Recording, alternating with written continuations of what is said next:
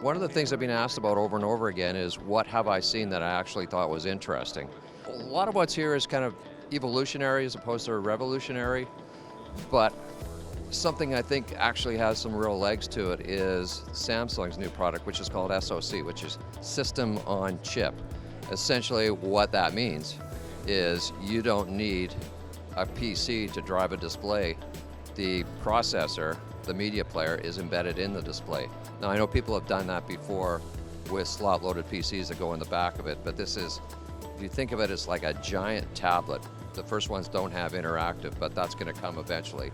It's really, really interesting, so I wanted to take people in and have a look at it. What we launched here at Digital Signage Expo yesterday is the Samsung Smart Signage Platform, and it is a system-on-chip technology, as Dave mentioned. We did embed a media player, a more robust media player than typically would be embedded into a display. So one of the arguments would be that, well, this is a smart TV. I've seen smart TVs, they're not very good.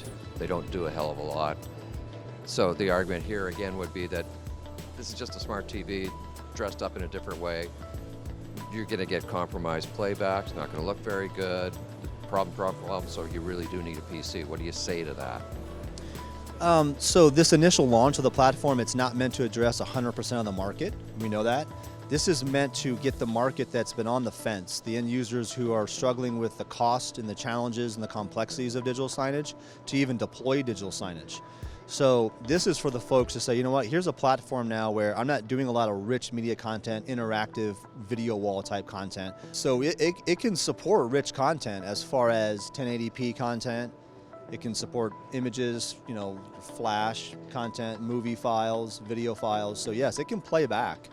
So the other question I'd have, and I think one of the key value propositions to this is the additional cost to a display, as I understand it, is at most nominal. So if the panel is $2,000, I don't know what that costs, it's going to be roughly $2,000. Right, yeah, we don't plan to make any price changes on the current display. Some of the pricing on the new platforms is still being finalized, and so we will launch these in the next month or two, and across various model sizes, model series, but we don't plan to make drastic price increases. So the goal is to try to maintain our pricing to our previous products and add this feature and add this benefit, so it's a much more valuable benefit to the end users. The reason that happens is, if you think about it, it's essentially the computer processor that's in a smartphone, which in the grand scheme is like a $20 to $30 item. And that's why you can do that. And what this means is, not in every case, as Kevin says, but in many, many cases, you no longer need a PC, and that's a $600, $700, $800, $900 touch. That's out of the equation. Plus you don't have to mount it.